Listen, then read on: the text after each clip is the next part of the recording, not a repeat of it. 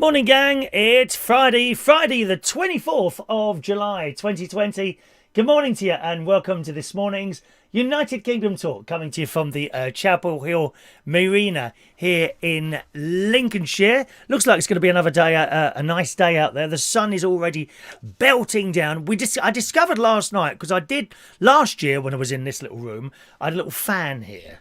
It was sat on the side there and it kind of does what it does, but it's just... I worry that it's going to be like a constant whirring noise in your ears while you're trying to watch the show. So I discovered last night, because it got quite warm in here last night, that if I turn on the air conditioning in the bedroom next to me there, that's where the action doesn't happen, next door. The only action in this caravan is in this room in a television studio complex. Nothing happens next door, I tell you that now. Nothing happens other than me falling out of bed occasionally.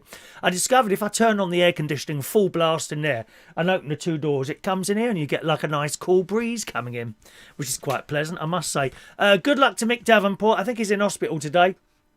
I was just having a quick look at the chatting. Now, where is he? Bristol Royal Infirmary. He is having something done there. So good luck to Mick Davenport for this morning. All right, I gather it's going to be a nice day today. They said the weather, I didn't bring up a weather forecast, but they said the weather was going to be nice, and then there's going to be torrential rain, boys and girls. Noah is standing by to build that second ark. I wonder what people I will do. Perhaps I will get the choice of choosing who can come on it. Yes, I might go down my little chat box later on and decide who will and who won't be coming on the ark. Can you guess who won't be coming? Can you guess who won't be invited to come onto my ark? Anyway, there we are. Masks ready? Have you got your masks ready? Yes. You need to wear those in shops now. Though I gather some of the supermarkets, they say they're not going to enforce it. And to be quite honest, you know, I don't see how they can. I think it's up to you, really, whether or not you want to take a little gamble about dying or not. You know, I tell you what saddened me yesterday. This really saddened me yesterday. On the telly, there was an interview, I think, with one of the news people and a girl. And the girl had learning disabilities, right? And they're interviewing the girl, and this girl said, her exact words almost, said that learning disabilities, people with learning disabilities get very upset about anxious, I think was the word she used, anxious about having to wear a mask. It makes them feel uncomfortable, right? And I'm listening to her saying that. Why hasn't anyone said, well, have you ever tried a ventilator halfway down your throat? That's uncomfortable. You know, you may well be out cold while in a induced. Are you in an induced coma when that's happening, or something? You know, to calm you down. But nevertheless, when they take that thing out of your throat, I very much doubt that it's not going to be sore.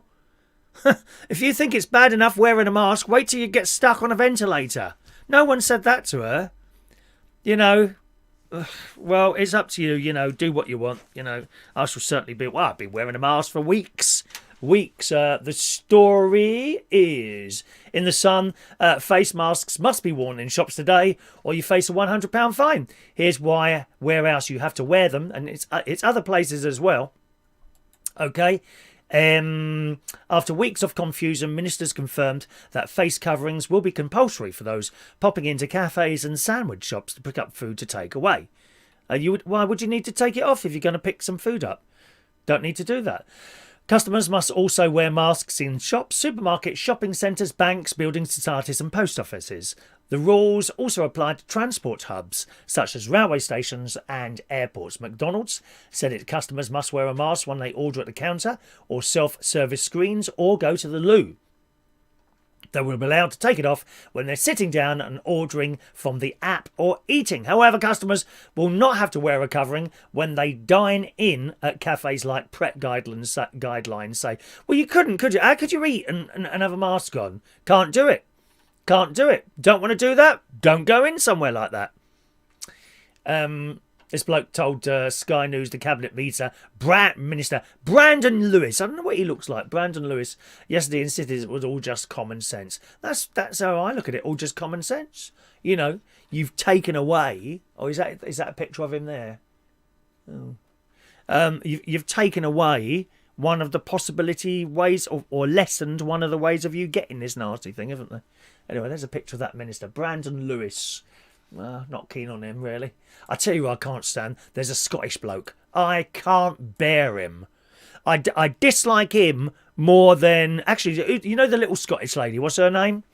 I quite like her. She's got a bit of a character. Can't stand that great big fat old Scottish bloke who comes and stands in the Houses of Parliament. Do you know the one I mean? What a miserable git that is. He never smiles. Goes on about, oh, we need to have another referendum about Scotland. On and on and on. Change the bleeding record, mate. Oh, he's just horrible. He's one of those people that you just instantly dislike. Anyone else you can think of like that at all? Anyone else? Anyway, masks at the ready, boys and girls. Oh, I'm not wearing one because I don't want to. Okay, well, go and die in hospital then. Go and die in hospital. It's up to you. Up to you what you do. Right, I hope that Mick Davenport doesn't die in a hospital today. I really do. We can't afford to lose listeners and viewers, Mick. Please, make sure you return immediately. Huh? If possible, could they speed up whatever you're having done there so you can get back for the end of the show? Otherwise, you'll miss out on a raffle ticket, won't you, my love? No raffle ticket for Mick. No, you can't have one early, dear. No. Just because you're in hospital, I mean, you might be making it up. You might be doing it for attention. You might... Yeah, I bet he's not even in hospital, just laying there in bed. Well, I think I'll have some attention today, so I just typed in something about my heart, and then I'm going in hospital. Is that the case? I'm sure it was. Mick was here last night, along with many of you. We did a show last night, actually. We did yesterday morning's show last night, if you see what I mean. If I can just explain what I mean by that. When a show is ready to go, right, that's the show for today. You know, if I couldn't, like, have held that show and done the same thing this morning, because the news has all changed now and it would just look stupid. You're like, ow, that thought... You would get comments, stupid comments. You know, ow, that's all yesterday's news. Idiots pointing out things like that. I said last night, I'm fed up with these stupid comments. I'm just going to time people out now for 5 minutes when I don't like a comment and be done with it. Unnecessary. So we did yesterday morning's show last night. What happened yesterday morning, for those of you that weren't with us? We had a big internet outage here in the UK, quite widespread, caused by a fire at Newcastle British Telecom place. Only a small fire, but nevertheless, it took down a lot of internet. People on the 3 network. That's me. I come to you via 4G here. There's no physical wire coming into the caravan. You know. It always amazes me when you say something like that and then someone says, oh, well, why don't you get a physical wire coming to the caravan? Because we can't, thicko. Obvious questions.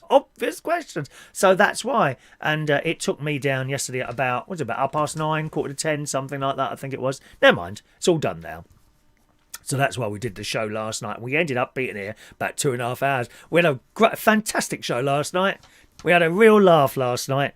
So there we are. Isn't it annoying? Every time I go on YouTube now... Oh, we got hackers last night. Hackers tried to take over the channel. My nephew, as one of the YouTube's head moderators...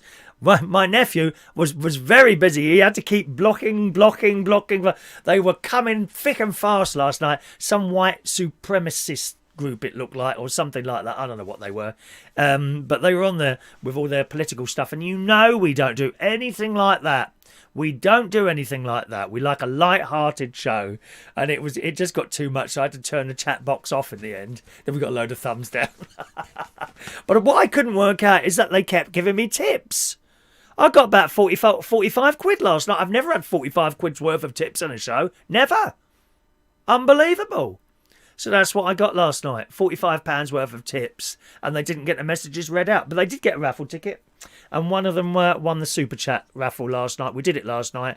And the name of the person was It's Okay. Ticket number 863. If you're watching this, you need to claim your prize. Okay? Claim your prize. All right? But I turned the chat box off and they soon disappeared. And I turned it back on again. 5-10 minutes later or something like that. And that seemed to work quite well. Don't want anything like that. But the annoying thing about YouTube, every time, and it's starting to happen on the computer now. It was bad enough on my iPhone. Every time I fire up YouTube, it asks me if I want to sign up for a free trial. And it's been doing that, it must be a year now. They're like music service or something like that. And it allows you to play the YouTube stuff without actually having to have the screen on. Because obviously, like sometimes you're in the car, okay? And there might be, what's one of the things I listen to on YouTube? The Master Singers is a classical thing. The Master Singers of Nuremberg. Ba ba ba ba ba ba ba ba ba ba ba ba ba. That one.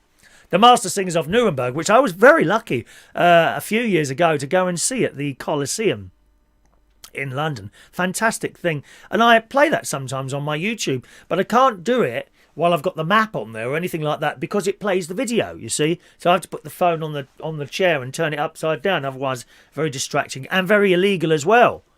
Amount of times I've seen Uber drivers driving down the Euston Road in London with their blooming phones on, with some sort of film or news story on. It's shocking how many times I've seen that. So dangerous.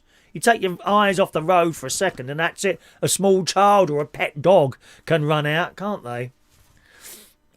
Terrible, really. Talking of pet dogs, here's a pet dog story. Now, I know some of you will like the programme with Paul O'Grady. Doing the dog thing. Well, in the Daily Mirror this morning, Paul O'Grady has revealed that his TV show For the Love of Dogs has had to cancel filming because Battersea Dogs Home, where it's filmed, doesn't have enough dogs. They've run out of dogs. I could send a few of my exes over there, to be honest. On Instagram, Paul, who's 65, told Gabby Roslin, that's she's on BBC Radio London, we were supposed to start filming in August, but they've got no dogs. I suppose because of lockdown, people who have taken dogs, they're still having a good time with them. And I suppose it's when circumstances change, they made to go back to work, we'll see a lot of dogs brought in. And it's always very sad around Christmas, isn't it, really? And people buy a dog and, understandably, little children want dogs and things like that. Mummy, can I have a puppy? And they go and buy them a puppy. And for the Christmas period, they're at home and the puppy's all happy and all that. And everyone's running around. Sorry, I'm a bit blurry this morning. And the dog's running around and everyone's happy. Then they go back to schools and suddenly the mum's stuck with a dog. They can't. What do? They take it to the dog's home or they just dump it somewhere and leave it. I've seen some awful YouTube videos, literally, about man's best friend. Some bloke gets out of the car or woman gets out of the car, whatever. The dog goes out of the car and it's running around, thinks it's going for a walk. They close the door and drive off. And the dog's running after the car. Of course, it can't keep up. It's just horrendous. That's what happens. You must know. You must be very, very careful about having a dog or something like that. Many, many people have said to me, you should have a dog, Chris. Well, not really because of pet hair. Pet hair does my chest in big time, to the point of almost dying, I tell you. It's awful. And you must really want a dog and know that you can look after it and want to be with it all the time. You can't leave dogs alone, not like cats. Oh, they're very happy as long as they get 3 plates of food shoved down in front of them each day. And often that's not just from one household either. There's a ginger cat that started to come and see me down at the house in Berkshire. He comes and he meows around. Down goes a plate of food from Chris. I actually go out now and buy cat food for this cat. Oh, and the hedgehog that visits at the back.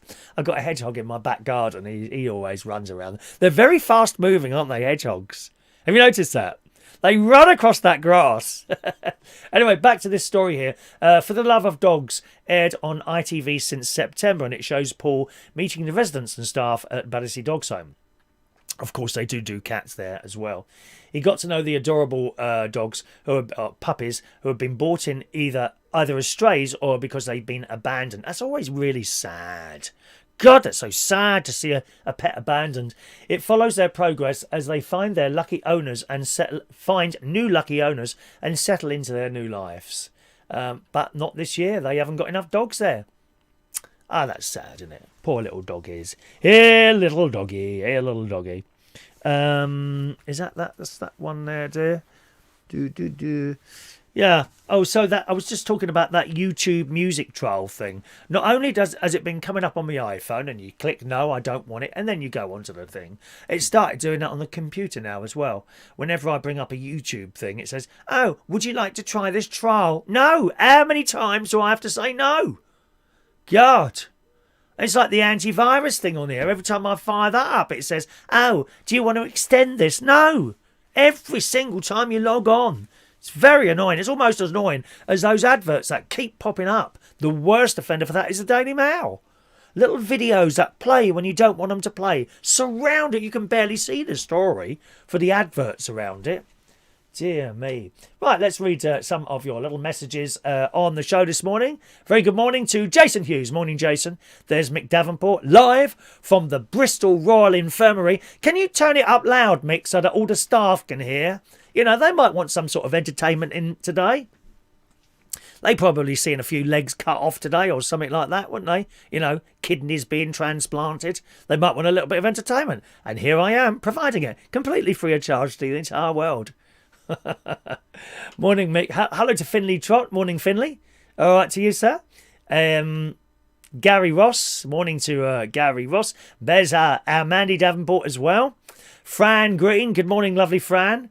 Morning, Fran. Just on the subject of the show we did last night, now and again I do throw in an extra show somewhere. What you want is to have your notifications set to on. That's the little bell. So when you go on my YouTube channel, first of all, you'll see a subscribed button, okay?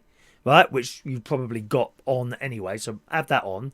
Next to it is a little bell. You want that set to all notifications on, and then whenever we do a show on your device, as long as it's switched on, you should get a beep. Next time you hear a beep, beep, beep, you're at Supermarket Sweep. Ba ba ba ba ba ba ba ba ba ba. Check it out. Check it out. That one. Supermarket Sweep. So make sure you have that on. Good morning to Diane Jebb. Good morning. There's Peter Wright this morning. John Paris this morning. Sherry. Good morning, Sherry, and her cookery channel. She's cooking away and smiling her way through it. We like smiling. We like smiling. Good morning to Tony King. Shania's here, head of the Catholic Church on the Isle of Wight.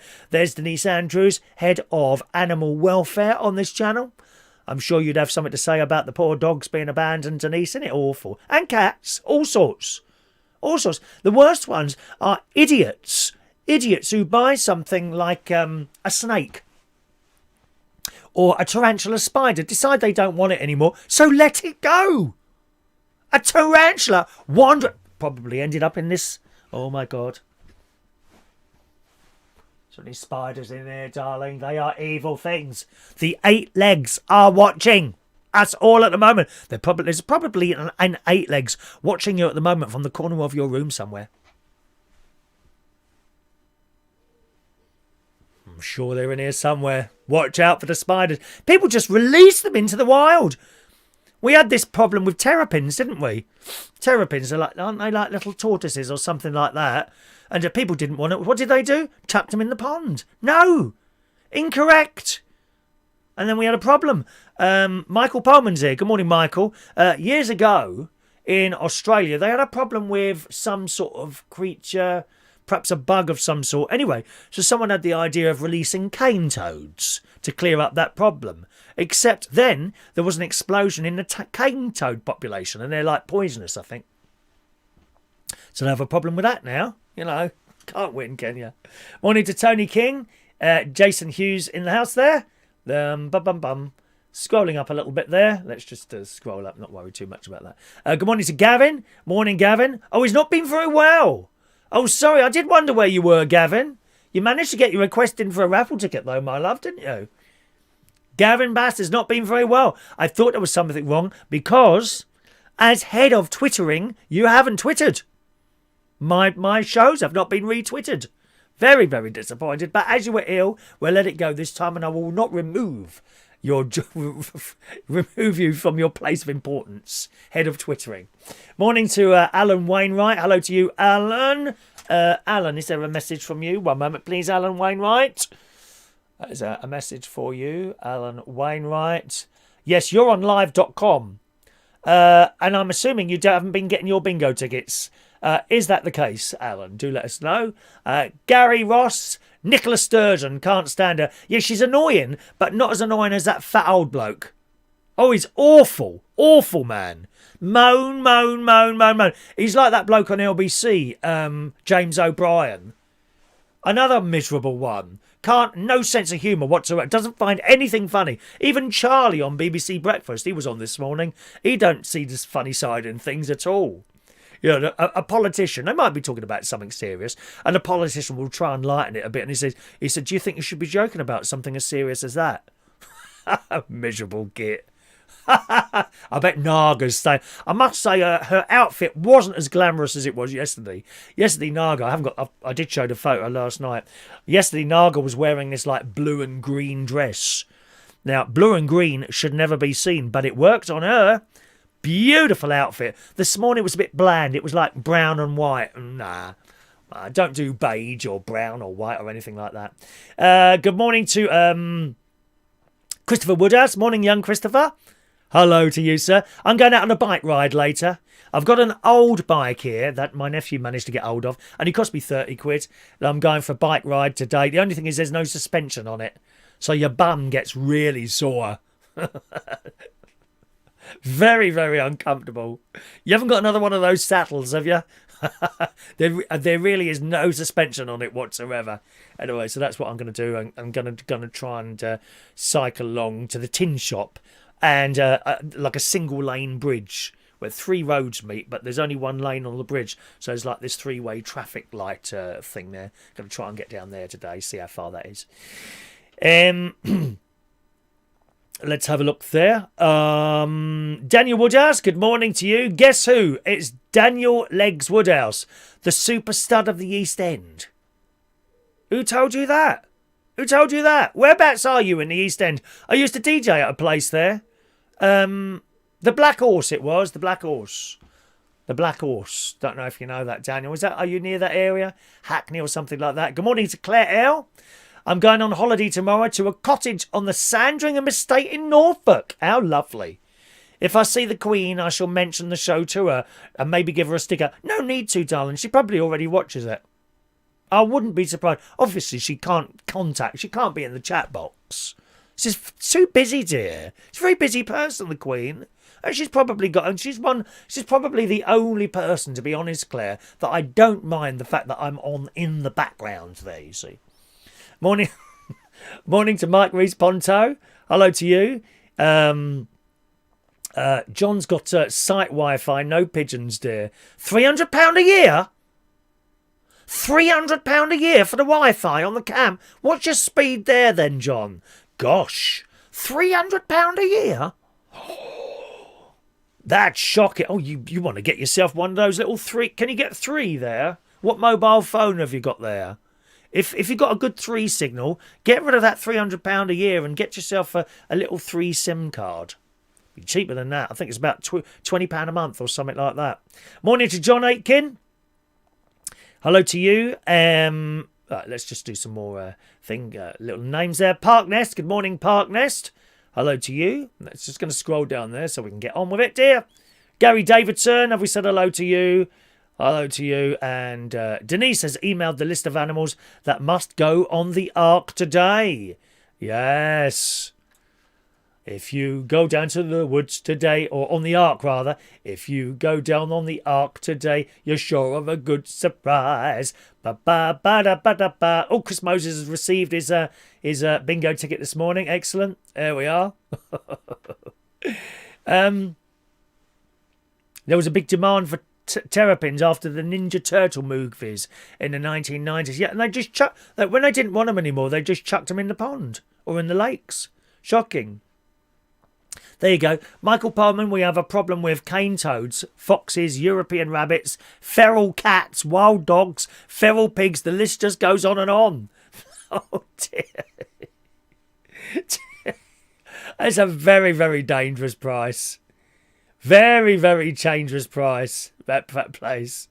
Hello to Ella Marge TV. Good morning, Ella Marge TV.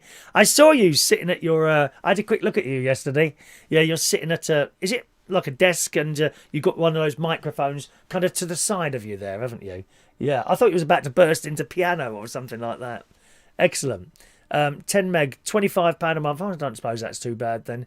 25. As long as you're happy with it, then it's sometimes worth paying a little bit extra. Good morning to James Humble there. Peter, I keep removing bingo tickets from spam.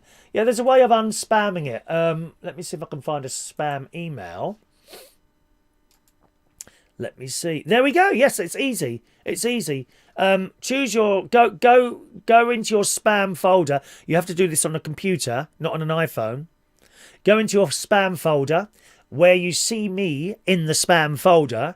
Right click on it. And then click on not spam. Okay? If you right click on me, on my email in your spam folder, or any other email in your spam folder, you could try it out now if you wanted to. What am I doing? Right click on that. Okay? And that will bring up a menu. Reply to all, forward as attachment. And there we are. Look, not spam. Not spam. Okay? And click that. All right?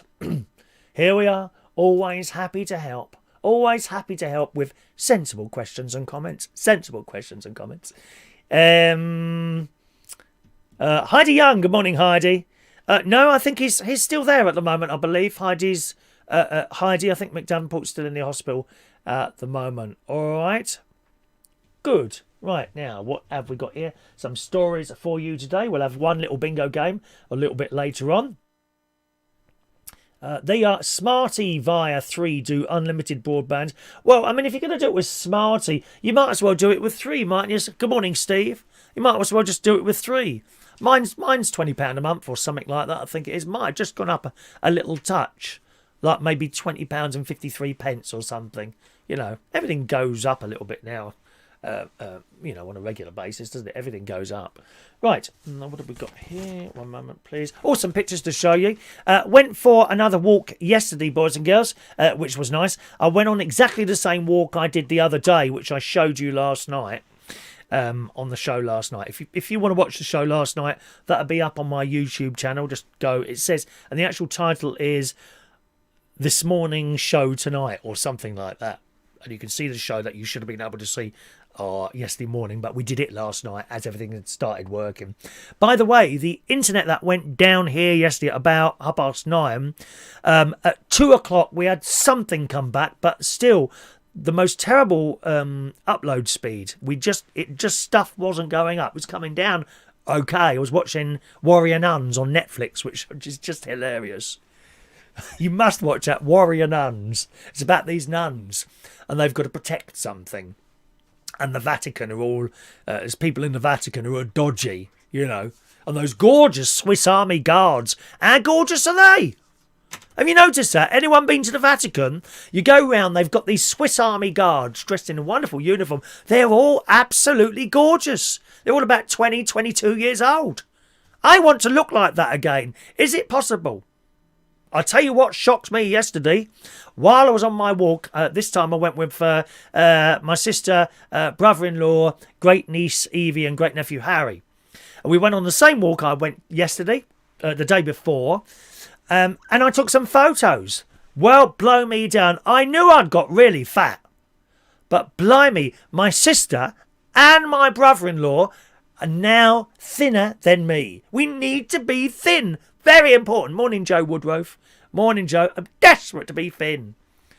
Desperate to be thin. I know you are, Steve, love. Steve from Central Station. So hang on. Look at these photos. Here we go. Right, there's my brother-in-law and my sister. Look how thin my sister is now.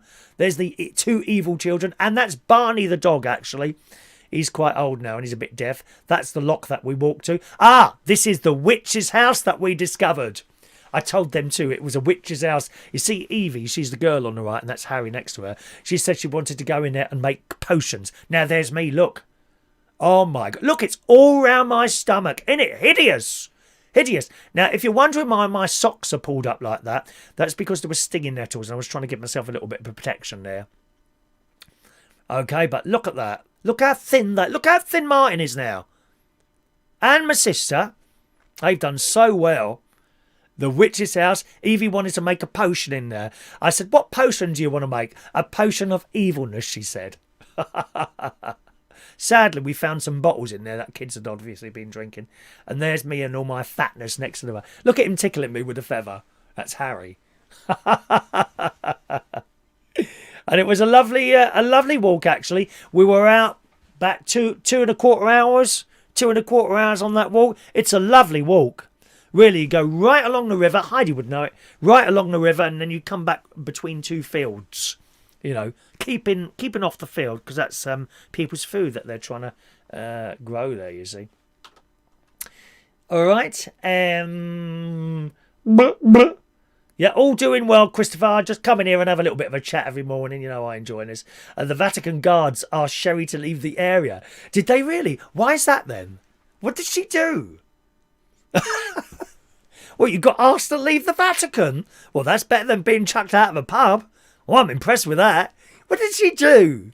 I did see. I tell you what, I saw in the Vatican. I've been lucky enough to go twice in there, and they got all these men walking around in dark glasses in suits, like mafia. Right? They won't have any funny business in there. No. There was 2 occasions I saw. I'm sort of standing there in great awe of all these pictures of popes and things like that.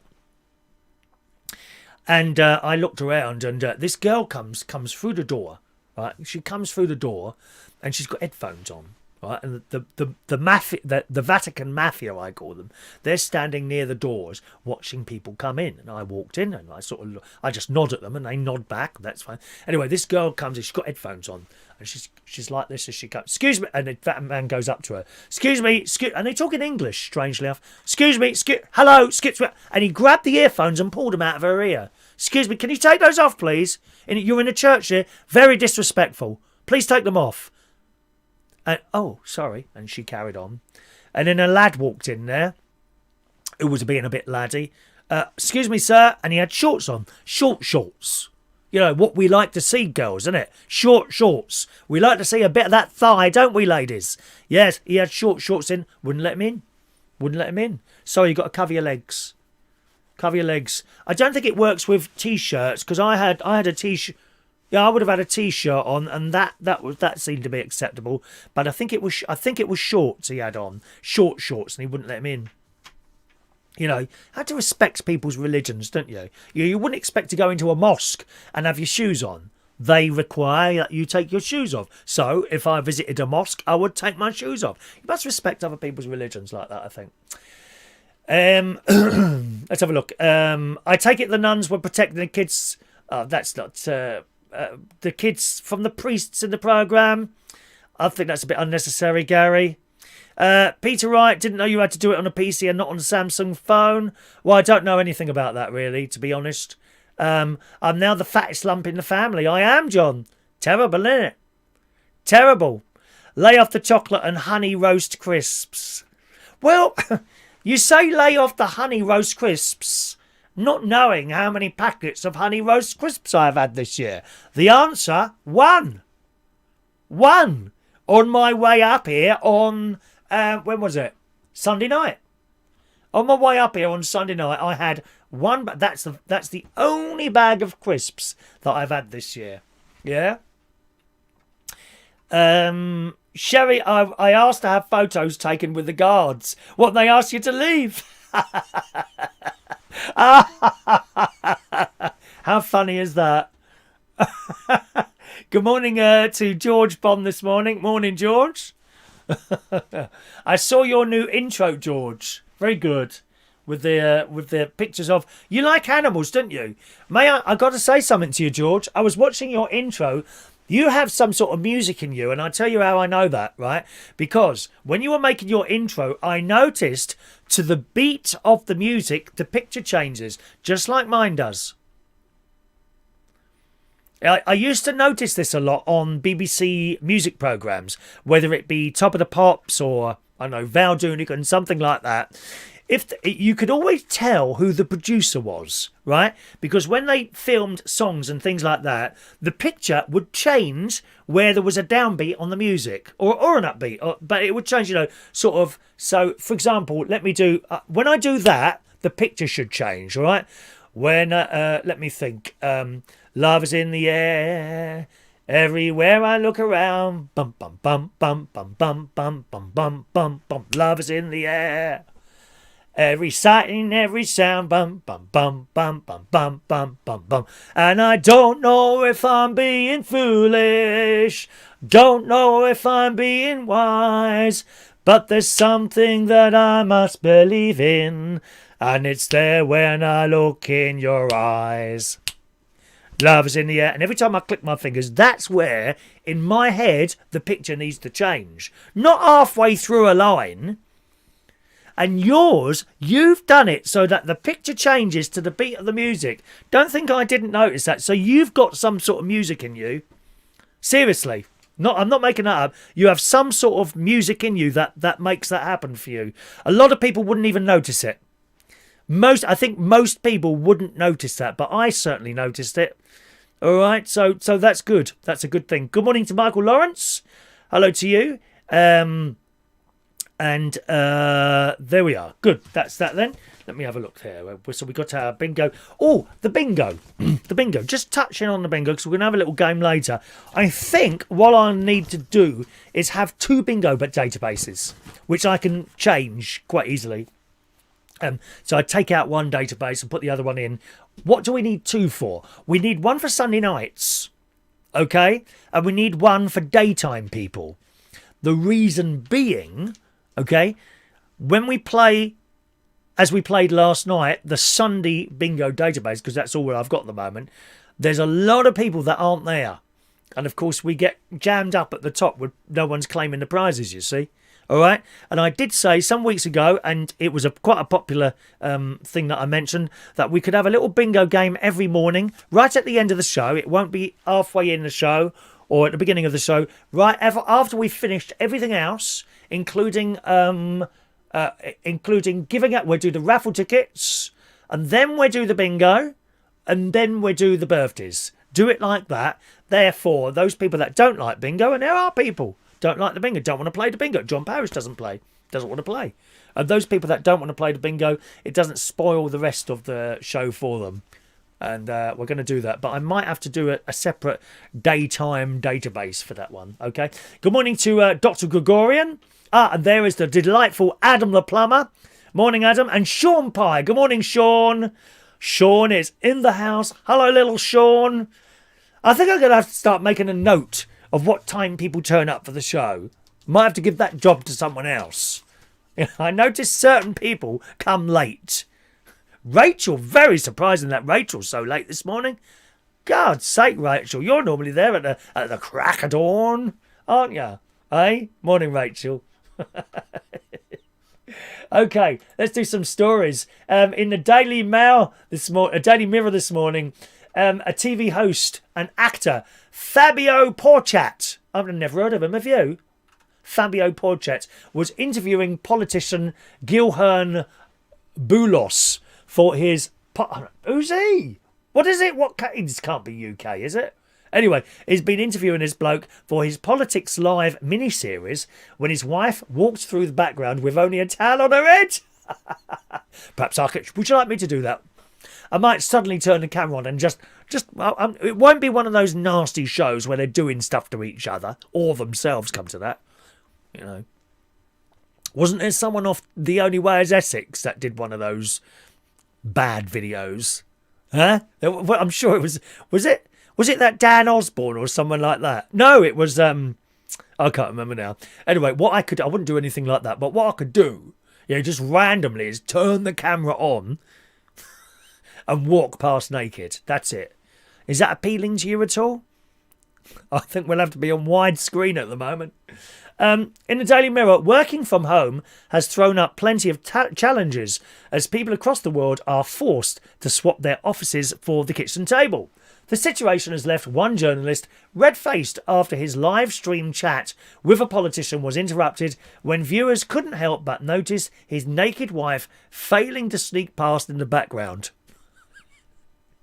I've seen a couple of interviews on the telly where children come into the room. Not when the presenter's naked.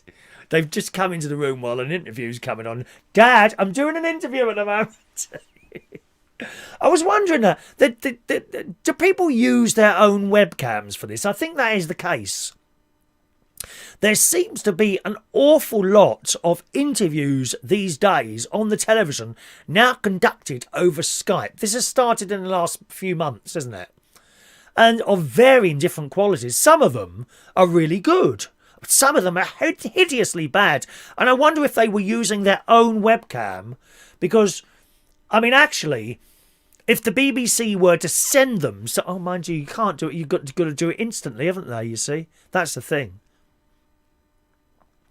I mean, this webcam I'm talking to you on is a relatively expensive one at about 100 well, brand new, I think they're about 170 quid, but I managed to get mine off eBay for a lot cheaper than that. Someone just didn't want it. If the BBC sent out one of those to the people they were interviewing with, but of course it does require a little bit of technical knowledge at the other end. People are not very good with technical stuff. You know, even Peter Wright on here didn't know how to remove that thing from a spam folder. The normal person out there, I think, is very bad on technical stuff. It's like a lot of people was asking to do online karaoke, and no one seems to have found a way of doing that properly other than Zoom. But using Zoom requires a bit of technical knowledge. It does. It's not just a case of clicking, oh, there you go, it's working now. No, you've got to do all sorts of settings and understand how it works. And the normal person doesn't understand that sort of thing. I mean, really, up to a couple of weeks ago, I wouldn't have known how to take an email from spam on the Gmail and shove it out. I'm actually convinced all these people that say they're not getting their bingo tickets are simply not looking in the folders. In all the folders. And I keep saying you need to check all your folders, your spam folder, your promotion folder. And I'll tell you why I think that. Because everyone that I personally know, as in got the phone number, every single one of those is getting their bingo tickets. And now and again someone says, oh, I've checked all my folders. I had it actually twice last night, didn't we? Two of our friends last night on here. They said, no, we've checked all our folders. Good morning, Maureen. Morning, Maureen. We've checked all our folders. It's definitely not in there. And then I go looking in my sent because I can log on to the email, people that send out all the emails, and see what's happened to your email. And I can see that it's been delivered. I can actually see that. And I can also see if it's been opened. Right? I can't see your emails, but I can see what I've sent has got there. People say, no, we definitely haven't got it. And then 5 minutes later, oh, we found it in the spam folder. Well, I did say check all the things, and people just perhaps they don't know where it is or don't know how to do it. The normal person doesn't understand these technical things. And even myself, you know, when I come across something technical, there's nothing worse, is there, than asking a question about something technical and then someone saying, oh, it's easy, all you do is this and this. Well, how do I do that? Oh, don't you know? No, otherwise I wouldn't be asking, would I? You know, I think you have to explain things sometimes to people as if they know nothing at all about the subject, you know. How do you turn on a computer? I remember one of my bosses in Clapham, the first time he got a computer. So it's fantastic. How do I turn it on? Didn't know how to turn it on. Oh, well, there's a button. Well, where's the button? You haven't given all the information. And you're looking all over. You can't find a button anywhere, can you? Funny enough, my it's awful TV I've got in the living room, really. A Toshiba TV. It's so complicated. So complicated to work. I would never recommend anyone bought a Toshiba TV. I tell you that now. Horrendous things. But there's no on button on it. You have to work it with a remote control.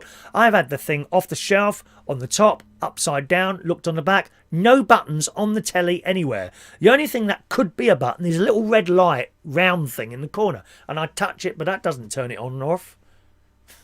technical things. Anyway, back to this story here. Working from home has thrown up plenty of challenges. The situation has left one journalist red-faced after his live-stream chat with a politician was interrupted when viewers couldn't help but notice his naked wife failing to sneak past in the background.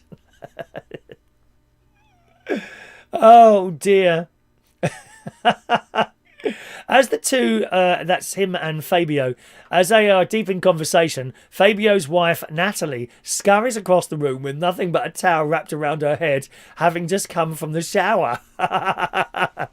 She seems to have noticed that her husband is taking part in a video call and crouches down a bit to avoid detection, but fails miserably. Too late now. The camera has got you. The camera's got you. The guest couldn't contain his laughter as he spotted her making the desperate dash and the pair break away from the politics chat as he says somebody's walking past naked. In a hilarious exchange, Fabio turns to break the news to the other half that everybody saw you, and she quickly asks, as she quickly questions, "Could you see me?" Fabio replies, "Obviously they can see, totally." It's not the first time it's happened to him, though. Reporter Jessica Lang unwittingly captured a hilarious moment as she attempted to present a segment from her kitchen for the news channel SSN before noticing her mum, who was acting as a camera operator, had been distracted by something behind her. Jessica whipped round to catch her poor dad Kevin, hastily trying to put his t-shirt on as he sheepishly made a dash for the exit, hoping that he hadn't been noticed, but it was too late! Clearly running out of patience, Jessica screams, "Dad!" just as the camera cut out. Oh, there's some embarrassing things on there.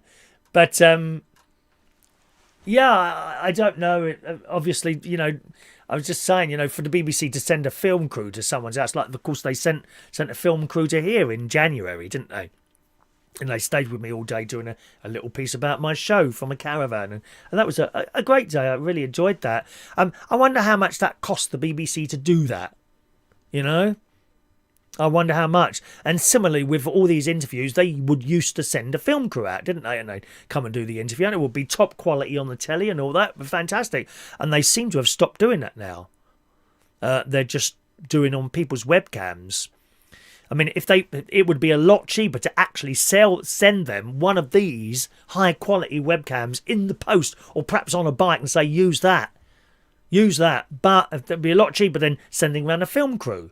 And you could keep the webcam, you know, £100 worth of camera, which you've got for nothing. Because it's cheaper for them to send that on a bike or something than send a few film crew round of perhaps an interviewer and a camera person, and maybe a sound person as well. That's if you want the top quality, but they seem to have stopped doing that now and using camera little webcams. But if they sent you a high quality webcam, then you've got to set the thing up. You can't just plug it in. You know, there's drivers and things like that to download. I think they've got a lot better with accessories that you plug into your computer. You don't always have to download drivers or anything like that anymore, do you? It just seems to happen automatically, which is great. Oh, Mick's out already. Look, Mick's out of the hospital already. He's rushed out there. He probably told them that he had to rush home to watch his programme, I reckon. See cameras on your caravan? Oh, your caravan's on time today. Yes. Have you seen my little cat? Look at my little camera up there. My caravan up there. Can you see that? That was given to me by Glenda. Or was it Mari? Oh, hang on. Mari or Glenda? Oh, I can't remember. They go mad now. I'll get an email now from one of them. It was me. Who said? Was it Mari? Mari or Glenda? I think it might have been Glenda sent me that. I'm sure it was Glenda sent me the caravan. And she was on last night watching the show from America. And she said, where's that caravan I sent you? I said, it's in here somewhere. Don't chuck stuff away. And so I've brought that back out now. It sits on top of that top thing for a while there. All right. Excuse me. Sean Pye, we've said hello to Sean this morning. There's Mari. My bingo ticket sometimes arrives on time, as this morning, but sometimes they come late. I think Gmail is calling. Yeah, as soon as you've done a Gmail, just let me know, Mari, and I'll be happy to do that for you. Peter Wright has sent in a £2 super chat. Thank you, Peter. for the love to hate Chris. Thank you, Peter. I'll give you a couple of raffle tickets. What are we doing for a prize next week? Did we decide that? I think it's going to be a mug, isn't it? We're going to do a mug next week for these super chatters. Okay? So anyone who sends in a super chat, for every £1 you send, I will give you a free raffle tickets. Let me just tear them out. You won't need to remember the numbers of these. Okay, sweethearts. 883 and 884 for Mr. Peter Wright. Are you, as a matter of interest, are you part-time at Wilco, isn't it? Wilco. Do you do part-time there? 883 and 884 for Peter Wright. Let's put them in there. Do you do part... That go in there? Oh, there it is. Are you part-time person? Because I noticed you're here more often than you're at work, and sometimes you say, "Oh well, I'm working later." Do you only do part-time there? Just a matter of interest. Interested. Got my ticket at 8:06. There you go. As I say, Gmail does. Oh, tell that naked flamingo behind you to put some clothes on. No, we don't want clothes on the flamingo. My nephew won me that at Haven Holidays. I'll have you know that one. Yes. Denise sent me a flamingo as well. That's a more like a plasticky thing. That's at Bracknell Television Studio Complex. That's where that one is, my love. Yes, the Gmail does seem to be the best one to work. Anyone who's having trouble, I would recommend you set up a Gmail account. Even if you just use the Gmail account to receive the bingo tickets. Even if you just use it for that, it would be worth doing, I think. Okay. Chatting away there. Let's just scroll down. Oh, so we just jumped down. There we are. Where are we now?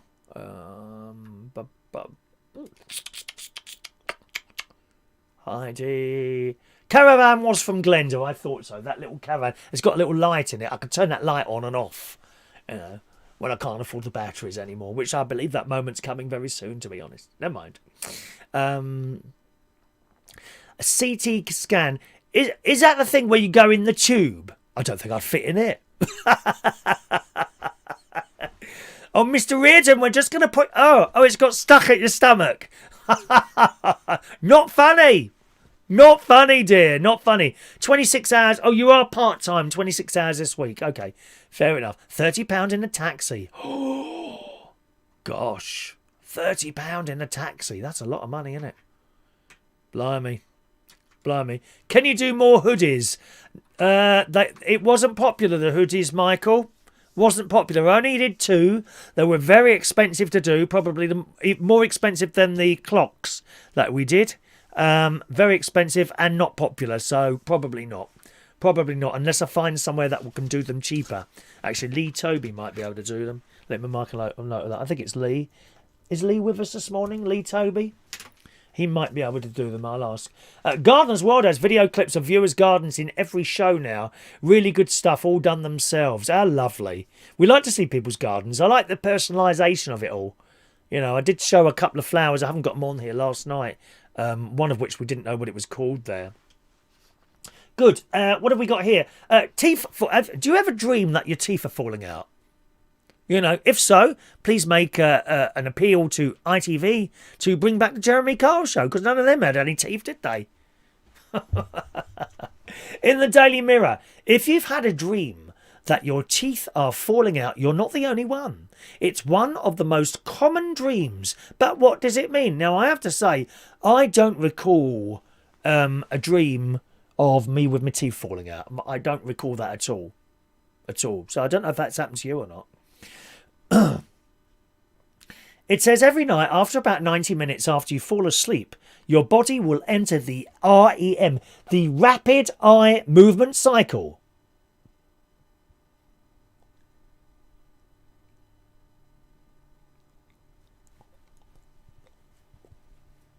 Very.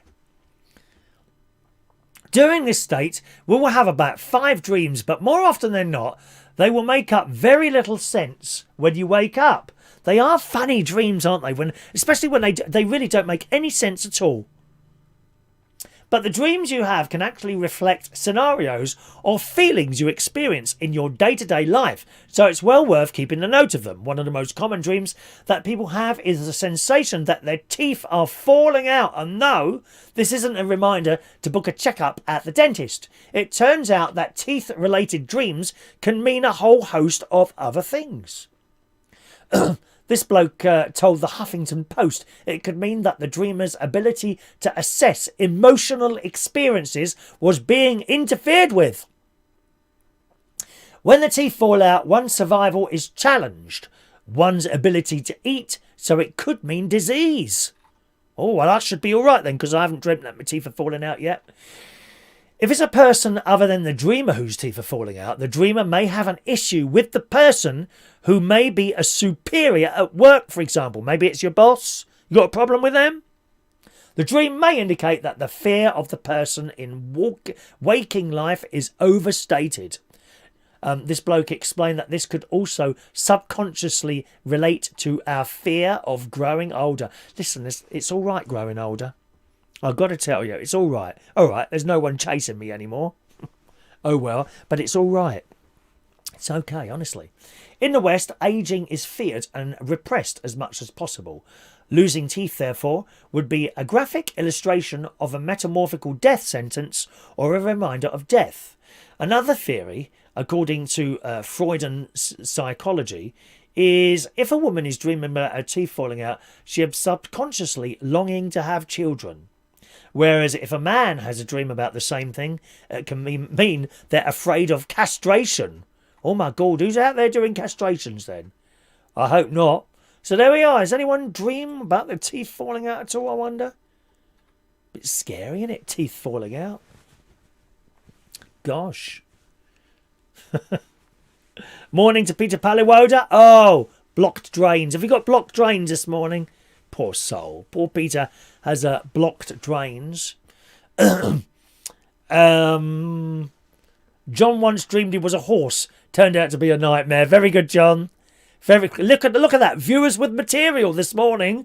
Even mildly abusing material. Unbelievable. You're very well behaved on this chat box this morning, I must say. Good morning to Gary's British Talk Show.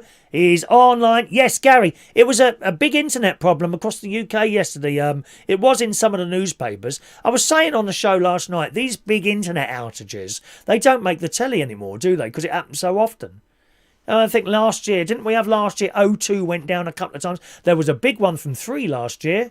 The entire network went down for almost 12 hours. Do you remember that? Rachel's not dreaming of her teeth falling out. They are falling out. Oh, Rachel. Super glue, my love. Super glue. Although, Rachel, I recommend when you're super gluing your teeth in, leave your mouth open for a while. About 10 minutes. Okay, otherwise you can accidentally stick your lips together. I'll be honest with you, there's some people in my life I'd like to stick their lips together. Like that.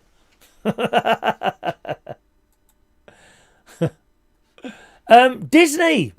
Again in the Daily Mirror this morning. How much do you like Disney, boys and girls? I love it. I love it. I love the fairy tale romances and the silly little thing. I absolutely love Disney. I love going to Disneyland in Florida. Euro Disney, that's okay. It's not Florida though. I love doing the whole Disney thing in Florida. Absolutely love it. But would you like it enough to have it tattooed all over your body? In the Daily Mirror, here we go. Jodie Dunlop's dad passed away. She decided to pay tribute to him by getting a Jungle Book tattoo on her arm in memory of all the times that they watched the film together. Isn't that nice? Jungle Book. Oh, dooby-doo, I want to be like you. I want to talk like you, walk like you. Dooby-dooby-dooby-dooby-dooby-dooby. The 32-year-old cake designer already had a smaller, subtle tattoos, but she was over the moon with her big new design. In fact, she was so impressed by the work, which took 5 hours, she booked in another appointment for another inking that very day. It started a new edition, and Jodie from Manchester has now covered her body with illustrations of her favourite Disney characters, which have cost thousands of pounds and taken about 60 hours altogether in the chair. Now, you see, I always thought about, oh, perhaps I'd like a tattoo, something here, like a heart, something like that. But I saw the pain and suffering that people went through. And I thought, no, why would I want to go and have this needle coming in and out of me 2 million times a minute just to have a little picture on? So I didn't bother in the end. So much pain, dear. So much pain. Some people like the pain, don't they? They like it. Her left forearm is covered by a huge picture of Bambi and his love interest feline, and every inch of her skin on her lower right leg is coated in a Little Mermaid design depicting Ariel, King Trident and Flounder. I like Little Mermaid. I think probably my favourite character is Ursula. I quite like her. Poor unfortunate souls, in pain, in need. I would like to be Ursula in another life. She also has Belle, the Beast, Mr. Potts and Chips from Beauty and the Beast on her left thigh, posted in front of a fairy tale castle, as well as Bambi and Thumper on her hands and Marie from the Aristocats on her left leg. Would you like to... Oh, I haven't got my phone in here. Do you want to see this? Let me get my phone. So I can take a picture of it then, kind of. Oh, do-be-do, I want to lay like you. I want to talk like you, walk like you. Thank you, Gavin. Thank you, Gavin. I've got a little message on my phone saying that you have retweeted me. Retweeted it. 1 moment, please. Let's just bring up the little photo there. Let's take a photo. It's a really good tattoo, actually. Here's a Jungle Book one. There's a Jungle Book one. Don't that look good? Do you like that? Very colourful. We like bright colours. Let's see if the other ones have the Little Mermaid. There's the Bambi on her hand. Oh, it's beautiful. Beautiful. 1 minute. Oops, sorry. A bit of noise there. Look, Bambi on her hand. Isn't that delightful? That's just beautiful, that is. Wow. Wow. She says, I've loved Disney all my life. It never fails to make me smile. Well, it does, doesn't it? I can watch a Disney film. You're always smiling at the end of a Disney film. Unless you're one of those miserable gits, you know. Oh, it's only a fairy tale. It's a kid's thing. I don't want to watch it. Don't watch it then. Go on, go back under your little rock. Never fails to make me smile, and the films show that there's always something to look forward to. Despite all the obstacles in life, there will always be a happy ending of some sort. From an early age, Jodie was especially captivated by The Jungle Book, which follows Trust in Me. Oh, like the snake. Close your eyes. Trust in me. I love it. From an early age, Jodie was especially captivated by The Jungle Book, which follows the story of Mowgli, a young boy who's been raised by wolves as he befriends a partner, Bagheera and Bear Baloo. Now, we use those names actually in the Cub Scouts as well. Various leaders. The leader of a cub pack was always known as Arkela. It was all names from The Jungle Book.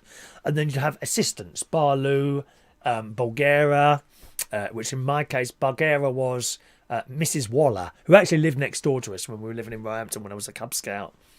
Yeah, great times. Some of her favourite childhood memories are watching the 1967 movie Jungle Book with her dad Graham. And when she went through his things after he died, she realised the film had meant a lot to him as well. She said, I was going through his Sky Plus and found that he'd recorded The Jungle Book, ready to watch with the family at Christmas, which was just after he died. The film had meant so much to me, I'd watched it on repeat with him as a child.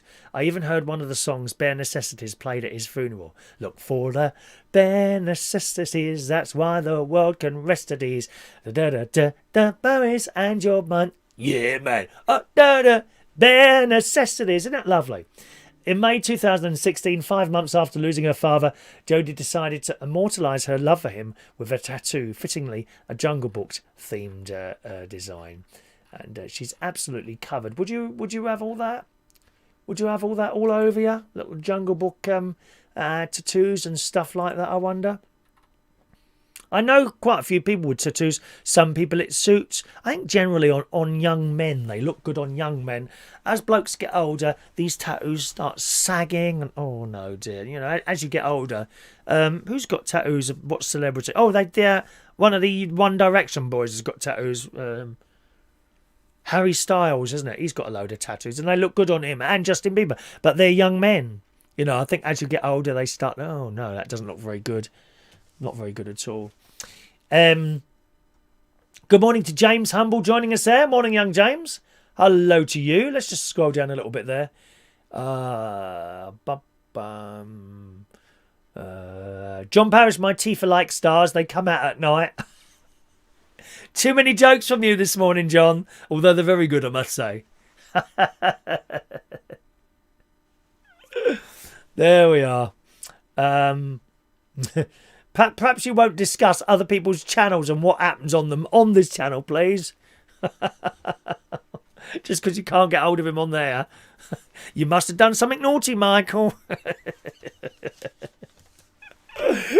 Peter Paliwoda, my wife was trying to superglue a stone back into a ring and stuck the ring between her thumb and index finger. Is that right? Oh dear.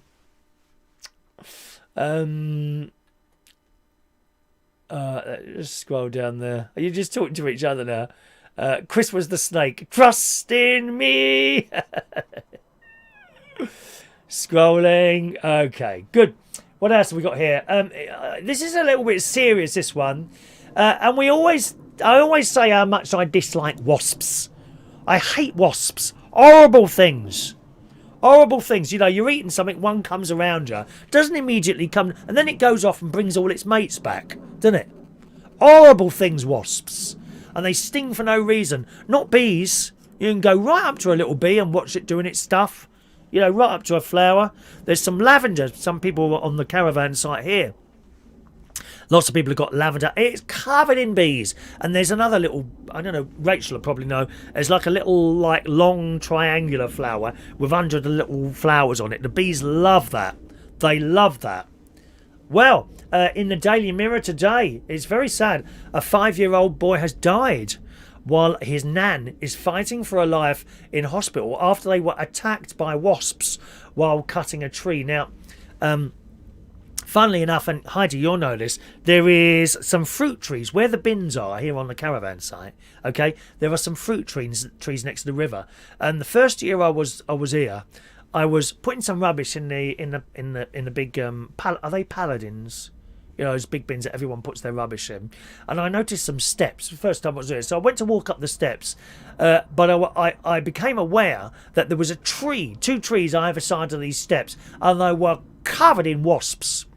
And I went a bit closer and discovered that these were pear trees and cherry trees. So maybe it was probably someone's garden at some point. These trees were absolutely infested with wasps trying to get at the fruit, you see.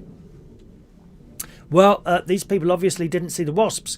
The incident took place in southern Cambodia province of Takeo when the 62-year-old grandmother was cutting fronds. What are fronds? F-R-O-N-D-S. Fronds. She was cutting fronds from a palm tree to build a chicken coop. The woman and her 5-year-old grandson struck a wasp's nest and was immediately attacked, according to a police spokesman. The 62-year-old lady remains in hospital after sustaining serious injuries. Wow. And she's covered in these stings. They said while cutting the leaves, an observer said, she accidentally hit a big nest of wasps hanging from the tree. Around 30 angry wasps immediately dispatched themselves and attacked both of them, inflicting multiple stings on their faces, neck and chest. During the attack, the old lady tried to rescue her grandson and carried him towards their house. The boy died in the house shortly afterwards. What an awful thing. The grandmother was found by neighbours who rushed her to a nearby hospital where she was looked after. Following the incident, who's Samang? I don't know who that is. They reminded citizens to immediately seek medical attention if attacked by wasps, as their sting can sometimes be fatal. That's awful, isn't it? Just awful, that story. So, you know, be a bit aware of wasps if you ever see. They're horrible things. Absolutely horrible things. Heidi says every year that wasps are nesting in the fruit trees. Quite possibly, you want to keep... If you see a load of wasps gathered in an area, just don't go near it. Don't go to have a look. Oh, let's just go and have a... It's like these idiots, you know when they've got like very dangerous seas and people say, keep away from the seafront. People go down there with their cameras, don't they? Stupid people. Oh, why have I been swept out to sea and drowned? Fran would like to have a tattoo that means something, maybe on my 10th anniversary of my brain hemorrhage. A ribbon or something. What a strange thing to celebrate. You can have a little tattoo of a brain with blood coming out of it. Something like that, Fran. As it was a brain hemorrhage. Isn't that a bleed on the brain? Yeah, have a brain, a little bit of red coming out of it. That'll remind you of it. And how lucky you are to still be here. Like many of us, let's be honest. Like many of us. Ferns,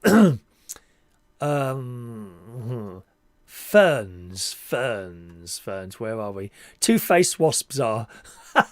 Do wasps live in a beehive? No, they live in a wasp's nest, don't they? Mick's got 11 tattoos. I was thinking of getting a 12th one. Maybe United Kingdom talk flag on my backside.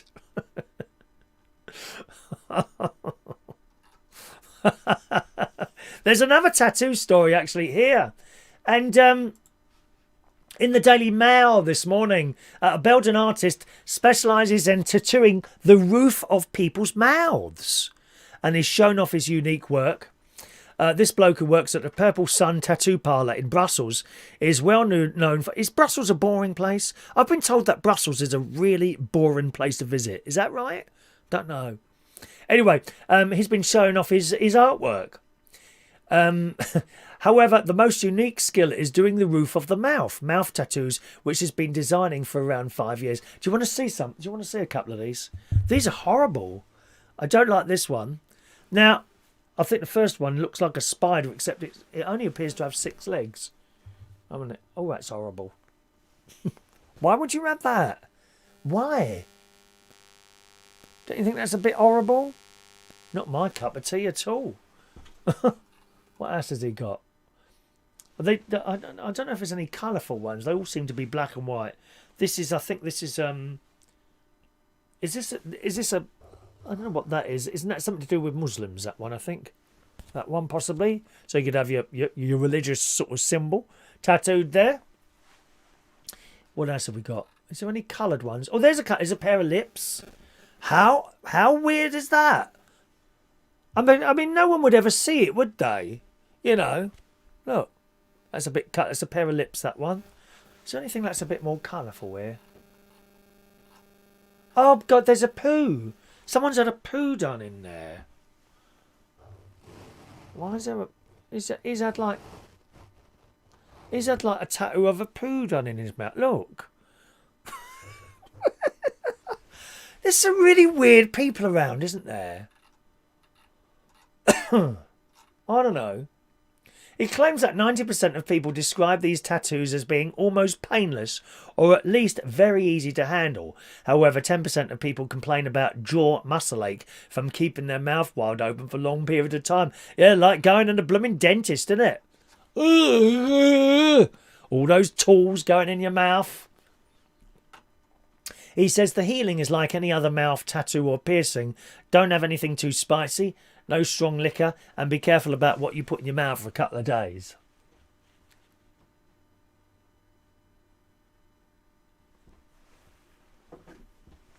Other than that, the natural resources of the mouth will do the rest. So, anyone going to have their mouths tattooed? Is that a good idea? Rachel says he's had the poo put in his mouth probably because he talks.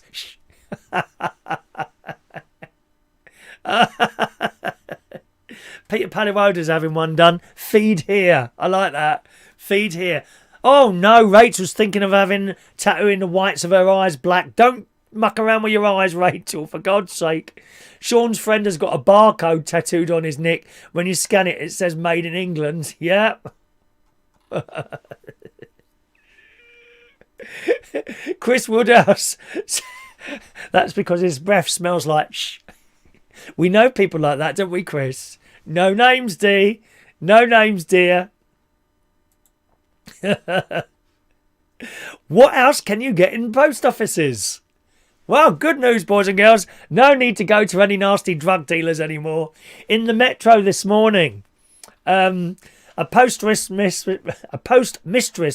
became known as Deirdre the Dealer after she started selling cocaine on the side. See, you're not going to go and hang around one of those dodgy blocks of flats in Hackney anymore and wait for some kid to come out and take the money off you, run up to his boss and then come down with your little packet of white powder. Oh dear. How can anyone put stuff up their nose? It's horrible. Deirdre, I'm assuming it has to go up your nose, does it? Deirdre Jenkins, 45, sold the drugs to friends and regular customers at her post office in rural West Wales, alongside the usual stock of stamps and envelopes. Thanks very much. Can I have 2 first-class stamps, please? If you could put £10 on the gas key, and I'll have a packet of cocaine, please. Small packet of cocaine. Oh, that's okay. Would you like small, medium, or large? She operated her business by allowing some to have the drugs on credit and giving £3,000 of Class A cocaine on tick to one customer. But the mum of 2 was caught out after she refused to give more cocaine to some users unless they paid up front. Well, you see, I think that happens to a lot of those drug dealers. They don't get paid, you see. That's when you go around and get beaten up. They send people round, don't they? We've seen it on the telly. Unhappy, they went to the police and blew the whistle. Jenkins was caught out after villagers told police of their suspicions. Police executed a search warrant following receipt of information from local residents. Gosh. They went to her house and found 3 wraps of cocaine in her handbag and 8 grams of the Class A drug hidden in a cupboard in her bedroom. There was also £1,200 in cash at her house, which neighboured her Londis store and post office. Gosh. Police were tipped off and they raided her post office. The store, as she put it up at the store, the store has now ceased trading. Apologies for any inconvenience caused. I had to call in the receivers. Shocking.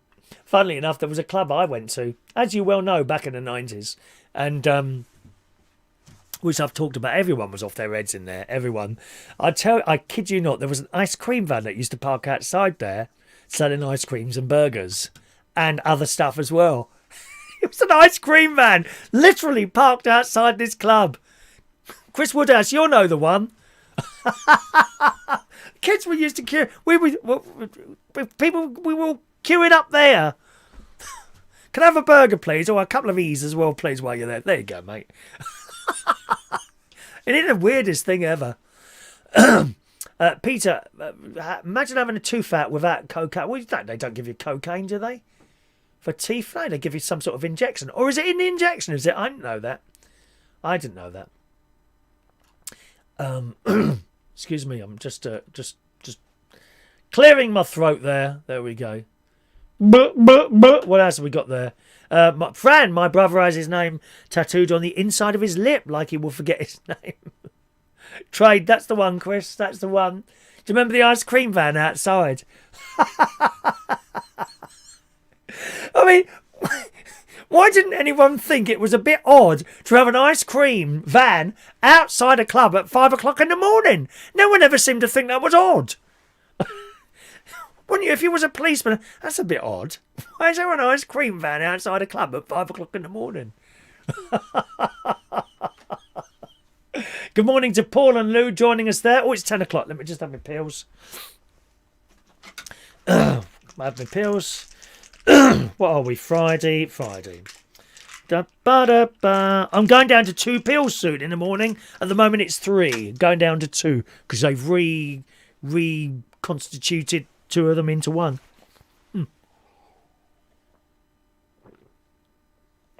They had ice creams like that in Birmingham, did they? This is like, oh, blimey, 30 odd years ago it was. Trade was the best nightclub. It certainly was, Michael. Did you ever see me in Trade, Michael? Often people say, oh, I used to go to Trade, and I think I never saw them in there. Well, I didn't see many people in there. I was usually under the second arch. Under the second arch I was, behind the muscle people. You know.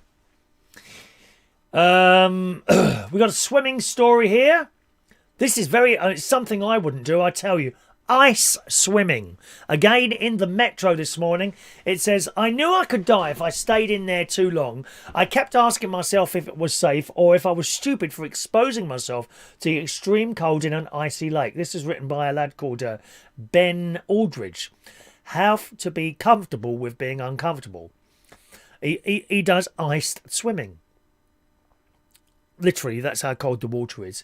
It said the level of pain that gripped my whole body was intense, and I had to fight hard to stay in control in my thoughts as my extremities started to go numb and the alarm bells inside my head intensified. I focused on my breath. And that helped a little. Now, whenever I look at this photo of me bathing in freezing water in the heart of winter, I'm amazed at how relaxed I look. I almost give off the impression that I'm finding it effortless to be in there. However, the reality was very different. My mind raced and screamed at me to get out of the water. My brain was telling me that I was in serious danger and I needed to change my situation immediately. After only a few measly minutes of being in the water, I couldn't feel my hands and feet, and I knew it was time to leave. Wow. Why would you do something like that, though? This is the strangest thing, isn't it? And then I think it was something to do with anxiety. I didn't want to go into the whole story because it's quite long. But he does iced swimming. Has anyone ever done that? Iced swimming? Iced swimming?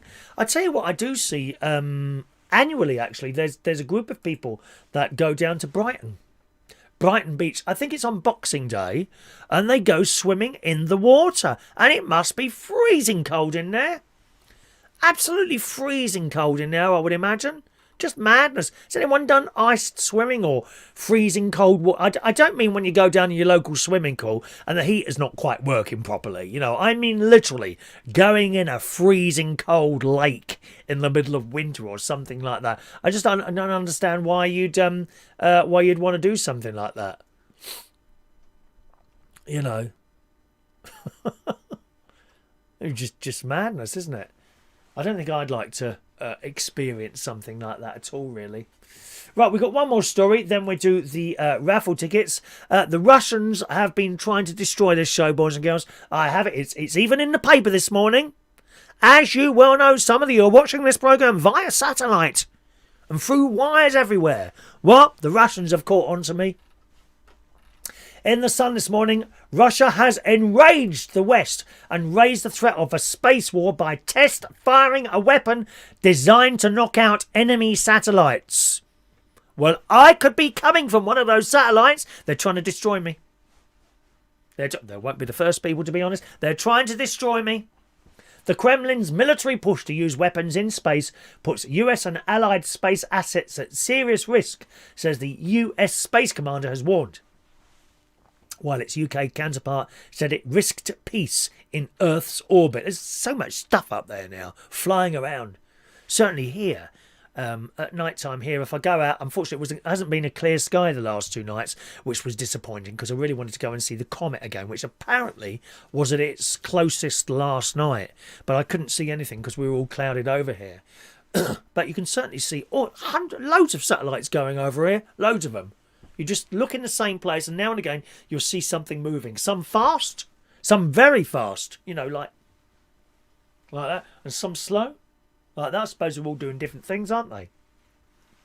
The US Space Force, set up by Donny last December, that's Donald Trump, said it had evidence that Russia conducted a non-destructive test of a space-based anti-satellite weapon. And it's the first time the Americans have publicly accused the Kremlin of carrying out an anti-satellite weapons test in space. It is said that on July the 15th, an object was fired at speeds of 400 miles an hour into space from a spacecraft, Cosmos 2543, which itself was described as having birthed like a Russian doll from its mother satellite. Wow. The Russians, of course, are denying it. But that's a bit worrying, isn't it? Oh, dear. They're attacking us from space. They're trying to shoot down my programme, boys and girls. Shocking. Shania's walking down to church now. Have you got your bingo ticket with you, Shania? We're going to have a game of bingo in a minute, love. Rachel, no iced swimming, but will be iced shopping later at Iceland. Where's Iceland then, Rach? Oh, is it near you? There doesn't seem to be any Icelands near me. I quite like Iceland. I like to go in there and get some of the Greg's stuff because their Greg's vegan sausage rolls are just so delightful. I think we know someone on this channel every morning who is a big fan of Greg's. I wonder who that could be. Jason Hughes. He's in his ass, stuffing his face with his stuff morning, noon and night. Dear me, you can have too much pastry, my love. Earliest I went swimming in the sea was the 1st of April. Freezing, never again. Oh my God, that must be... I would imagine the 1st of April actually is probably colder than Boxing Day. Because then you've got the sea has really got cold over the winter period, hasn't it? Gosh, good morning, Ray Reynolds. Hello, Ray. Morning, Ray Reynolds. Where's Gary this morning? Where's my nephew this morning? He's not here today, is he? The satellites are spying on the UK.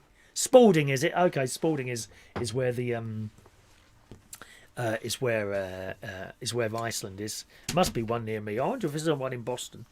All right, gang. Raffle ticket time, and then we'll play our little game of bingo this morning.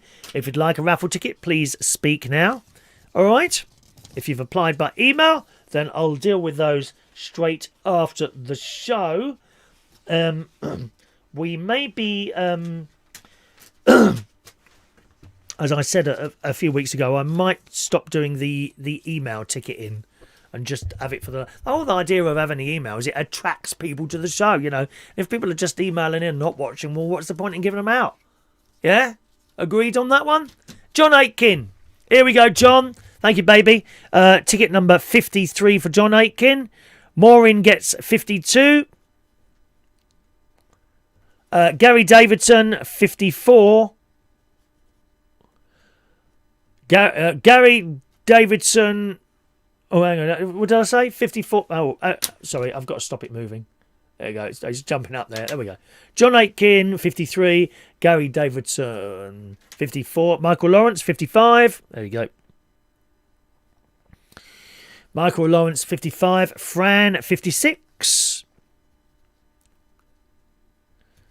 Rachel was 6 miles away from the Chapel Hill yesterday. Was she? Oh. No, I don't think she's rude at all. I don't think that's rude at all, not coming to see me. She respects my privacy as I would do hers. You know, I wouldn't just turn up at someone's place. I would consider that the height of rudeness. If anyone ever knocked on my door, you'd get a word. You would absolutely get a word from me. No, that's very respectful, not to just suddenly turn up at someone's house unannounced. Tony King, thank you, Tony. 57 for Tony King. Mari, 58. Joe Woodrow, 59. Mick Davenport, 60. 61 for Rachel.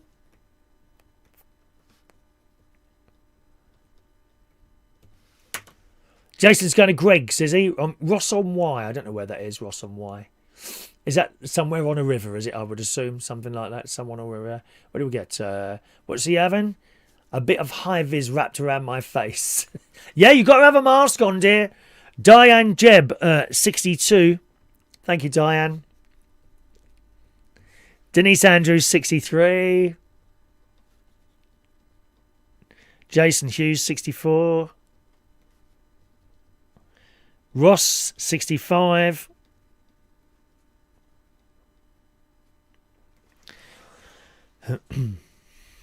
$66 for John wasn't premature today. Thank you for waiting today, John. A little bit more patience, please. A little bit more patience. Claire, 66. Is that it? There we are. I would turn up with cupcakes, Chris. Not for you, Sylvia. You're going to give them to Sylvia, are you? All right. Okay. You need to book an appointment. You can't just turn up at people's houses. That's just rude. You know, what if they're doing something? They might be busy doing something, might they? Is that everyone's birthdays? We're going to play our single game of bingo in a moment, boys and girls, okay? If I've missed anyone's birthday... No, stupid. If I've missed anyone's raffle ticket out, please speak now. One for P.T. Wright, ticket number 67. Anyone else I missed out? Please speak now, my loves. Shania Steele, 68. Shania, 68. Anyone else? Hello, Lily Fallon. Hello, Lily. Do you want a raffle ticket, Lily? Just put ticket, please, and I'll give you a free raffle ticket. Hello, Lily. Welcome to the show, darling. We're about to play bingo. If you want to play bingo and you haven't been added to the system, you can ask to be on. Well, you can request to be on it, and I'll add you. Just send me an email there. If it's anything to do with Microsoft, Hotmail, live.com, and another one. I can't remember now.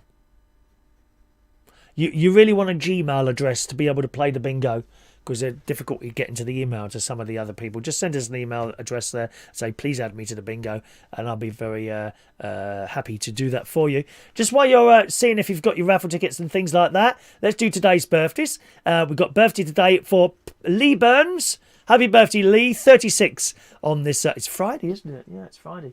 On this Friday. Happy birthday to Lee on this Friday. Excuse me, I've got hiccups. Paige Turner today is 47 years old today. Happy birthday, Paige. Scott Longman today, 47 years old. Nicky Price, happy birthday, Nicky. Judy London, hello, Judy. Happy birthday to you. Mr. Wes Charles, hello, Wes. Nice to see you making an appearance there, Wes. Karaoke Supremo. All right, happy birthday to you. And Robert Griffiths as well. They're all our birthdays. Happy birthday, gang.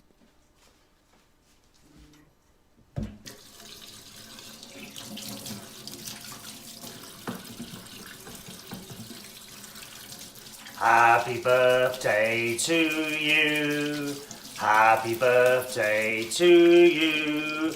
Happy birthday, happy birthday. Happy birthday to you. Twice, coronavirus. Happy birthday to you. Happy birthday to you. Happy birthday, happy birthday. Happy birthday to you. Happy birthday. Happy birthday. Okay. Couple of more raffle tickets there. Gary Ross, ticket number 69 this morning. Is that everyone now? Let's just scroll up there. That looks like we've done everyone, man. Diane Jeb, yeah.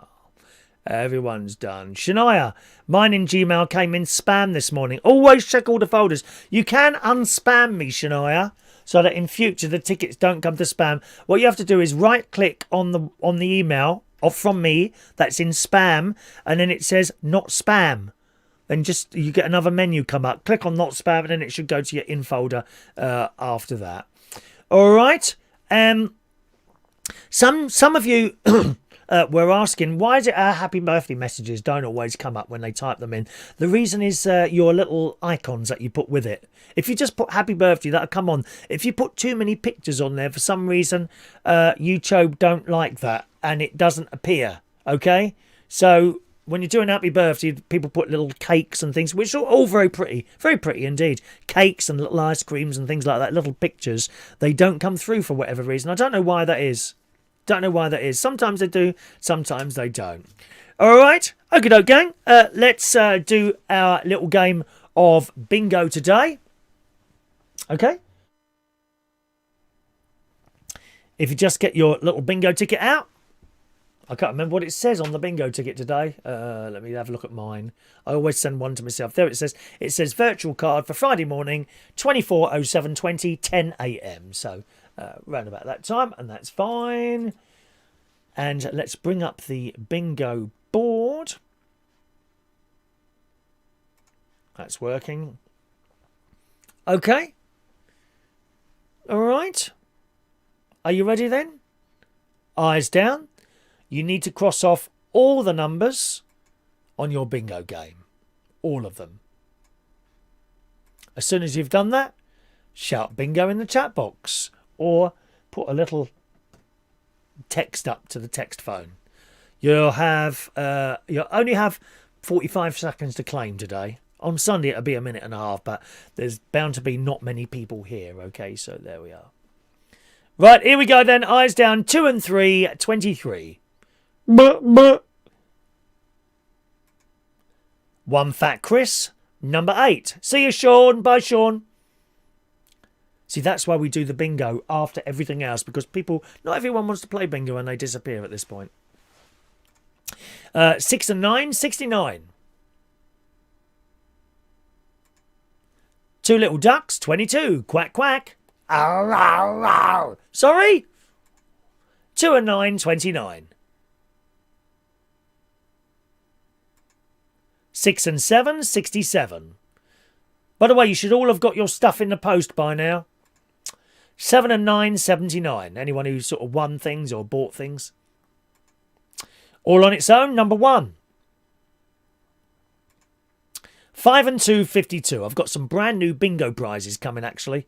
I've got to go and sort those out. I keep meaning to respond to their email and I haven't done it yet. 5 and 2, 52. 1 and 3, unlucky for some, 13. They'll be for the main prizes.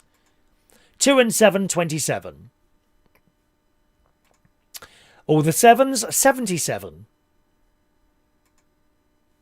2 and 6, 26. 6 and 2, 62. 8 and 9, 89. 7 and 5, 75. The prize is an extra raffle ticket for Monday's fridge magnet. 8 and 6, 86. All on its own, number 3. 5 and 3, 53. 4 and 5, 45. All on its own, number 4. 3 and 4, 34. 7 and 4, 74. All on its own, number 5. 2-0, blind 20. 1 and 7, 17. All the 5s, 55. 6 and 8, 68. 1 and 6, sweet 16. 2 and 4, 24. All on its own, number 7. 7 and 8, 78. 5 and 8, 58. 4 and 7, 47. 3 and 5, 35. 4 and 6, 46. 1 and 4, 14. 2 and 8, 28. How you doing, Denise? 7 and 3, 73. 5 and 4, 54. 3 and 8, 38. 3-0, blind 30. All on its own, number 6. 5 and 9, the Brighton line. Woo, woo. 7 and 6, 76. 1 and 5, 15. 5 and 6, 56. 4 and 1, 41. 4 and 9, 49. 7 and 1, 71. 4 and 3, 43. 3 and 9, 39. 8 and 1, 81. 5 and 7, 57. 5 and 1, 51. 8 and 7, 87. 2 and 5, 25. 7-0, blind 70. All on its own, one little duck, number 2. 1 and 8, 18. 1 and 9, 19. 1 and 2, 12. 8 and 4, 84. 4-0, blind 40. All the ones, legs 11. We have a winner on 11. I don't actually have my clock here, I'm afraid. So we have to have a little bit of music instead, which I think is that one.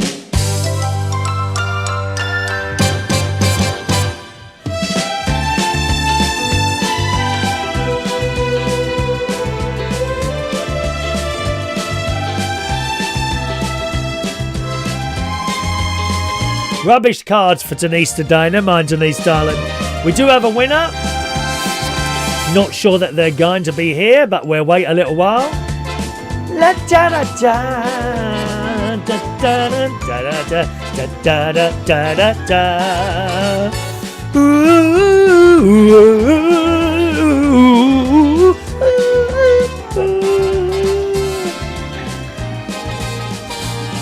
Aha! He's there! He's there! Dave Holland is there. Well done, Dave. Fading the music out professionally there. You see, I didn't need to fade it out. I could have just done this. Not professional. Not professional to just stop the music halfway, is it, my darlings? That's just awful doing that like that. It's almost like you're watching something on ITV. Well done to Dave Holland. Yeah, baby. Buh, buh, buh. Buh, buh, buh. Is it Wonder Woman's birthday? 69. She was good, weren't she? Blocking the bullets. Bang, bang, bang, bang, bang, like that. Wonder Woman! Right, let's do the numbers for Mr. Dave Holland. He's won on 11. The numbers come out 3, 7, last number 11, 13, 29, 30, 39, 47, 54, 57, 67, 73, 77, 84 and 86. A round of applause for Mr. Dave Holland. You get another raffle ticket, Dave. Yeah, baby. Remember, you need to know your raffle tickets, my loves. Dave Holland gets ticket number 70. 70. Ticket 70, Dave. And that's to try and win the fridge magnet on Monday. That's another raffle ticket there. Sometimes people say, "Oh, can't we have a prize?" There's a limit to the amount of prize that I can buy and give out. You know, if there was money coming in from somewhere else, then yes, of course. But there isn't. You know, so it's kind of down to me. And the super chats, the idea of that is they help to pay for some of them, but it doesn't cover it. Nowhere near it, really. But that doesn't matter. It's about sort of how much I can, I want to spend on it. And the prizes come from me. So that's why. All right. Well done, boys and girls. Well, lots of people saying congratulations to Dave. So got your ticket there. Ticket number 70 for you there, Dave. All right. That will be going in the pot with the rest of these tickets. All these tickets are standing by for the next raffle on Monday morning. Oh, poor Claire. What, you had number 8 to go or 8 numbers to go? Blimey. Rubbish tickets for Claire today. And was it Denise as well, I think? We need a sponsor. You wouldn't get a sponsor, not for like, what have we got today? 32 viewers. You wouldn't get a sponsor for that, unfortunately. No one's claimed the backdrop yet. Nope, not yet. No one's claimed the backdrop yet. If it doesn't get claimed, it will sit there for a few weeks. Oh, yes, because fair's fair, and if it doesn't claimed, I'll put it back in then. Good. Is that it then? I think we're done today, boys and girls. Wow, it's almost time to go. Well, I'm going to have a look at the weather outside. I've noticed it's clouded up now. It's quite nice when I woke up earlier, but it does look it's clouded up a little bit outside. So I might not go on the bike. I don't want to get wet, dear. Don't want to get wet. I'm gonna cycle, Rachel. I'm gonna come out there, go left, and see if I can get as far as the tin shop and then to that little one-way bridge. Because I don't actually know how far that is. It's too far to walk. because I tried that the other day when I didn't even make it to the tin shop, dear. It's so far. Anyway, have a nice day today, boys and girls. Hopefully see you again tomorrow morning, around about the same time. Thank you very much for watching and playing along today. See you soon. Bye-bye now.